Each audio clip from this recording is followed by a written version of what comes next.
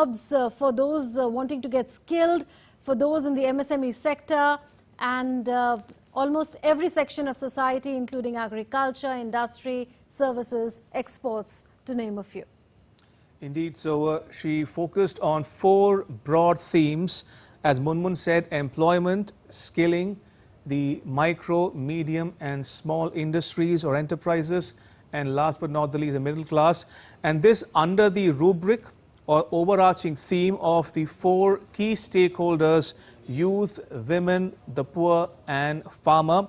And she began in fact by talking about how India is a quote-unquote shining exception given the the crises buffeting large parts of the world, but India's growth in particular remains steady and looks promising going forward as well. Absolutely, and we have to show to you the budget highlights now 2024-25. So let's get started. These are the key highlights. The budget is focused on poor, women, youth as well as farmers. Up to 10 lakh rupees higher education loan has been announced for colleges in India.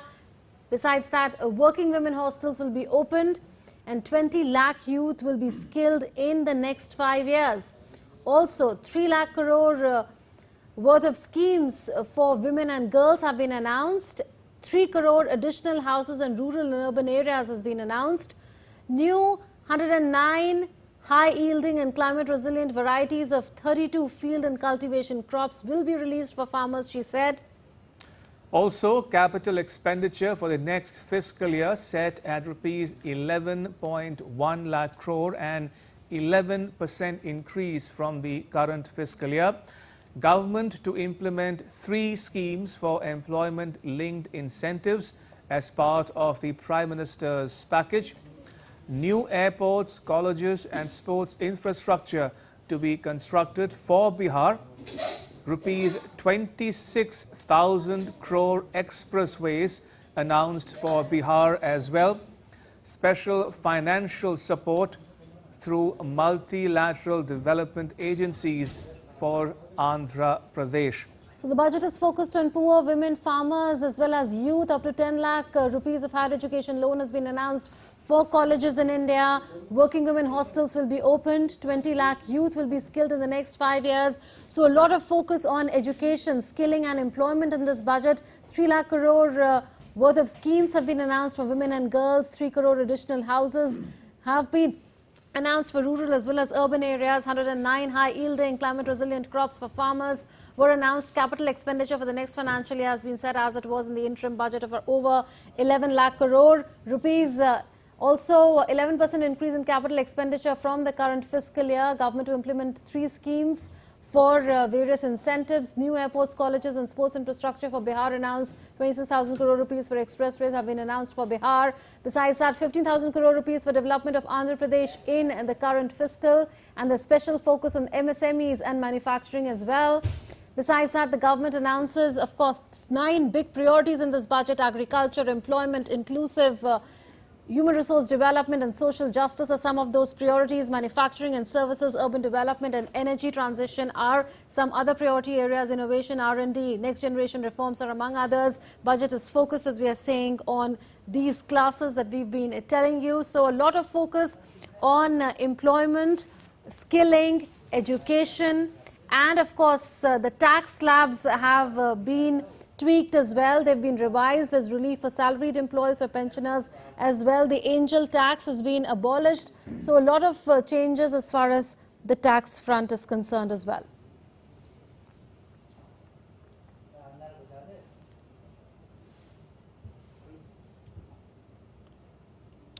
So the finance minister has revised tax slabs under the new regime. We'll tell you more about it. In fact, they've been made more attractive for people because the standard deduction has been increased from 50,000 rupees to 75,000 rupees now, to name a few of the changes that have been announced.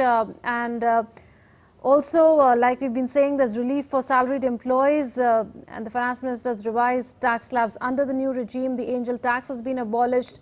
Then the finance minister has announced changes to capital gains tax regime as well. She's announced a comprehensive review of the Income Tax Act.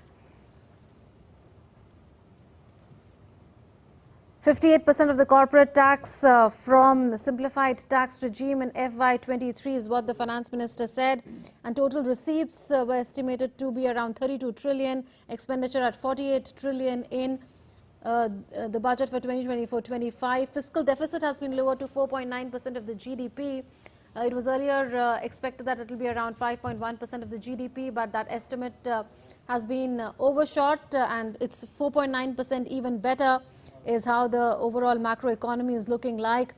And she also said that the government will bring out a 5-year vision document for meeting the financial needs of the economy. And the finance minister announced development of temples in Gaya, also aid to boost tourism in Odisha. The finance minister announced the Pradhan Mantri Surya Ghar Muft Bijli Yojana as well.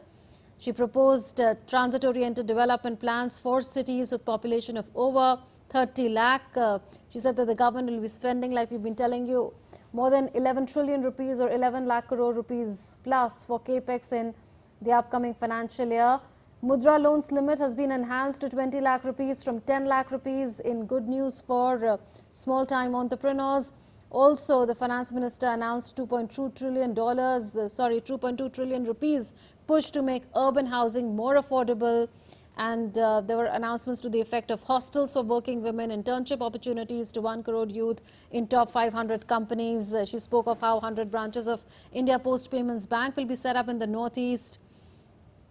So a whole lot of announcements. So this budget has on expected lines a big boost to employment in particular, and also to education and skilling, and relief for all segments of society, it seems, particularly the lower income brackets and the middle income brackets. Right, so if you're just joining us, India's Finance Minister Nirmala Sitharaman has just finished presenting budget for 2024-2025. She spoke for about 1 hour and 23 odd minutes, 83 minutes in all, in which she covered the length and breadth of government's fiscal policy and economic priorities, including, as we mentioned before, the 4 broad themes of employment, skilling, micro, small and medium enterprises, and the middle class.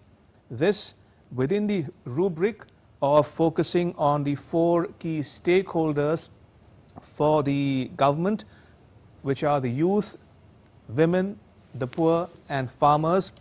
She says India remains a quote-unquote shining exception at a time when many countries around the world are buffeted by multiple crises, but inflation in India in particular has remained, again I'm quoting her here, low, stable and moving towards the target of 4%.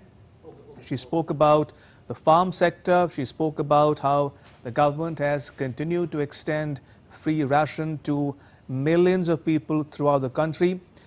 The employment linked incentives were also dwelt at some length in her budget speech, in addition to skilling opportunities for first-time employees in collaboration with the states and the industry in particular. She spoke about how the states have a major role to play in India's economic growth, in which she spoke about the southern Indian states as well, including Andhra Pradesh and the northern Indian state of Bihar as well. So all in all, she seems to have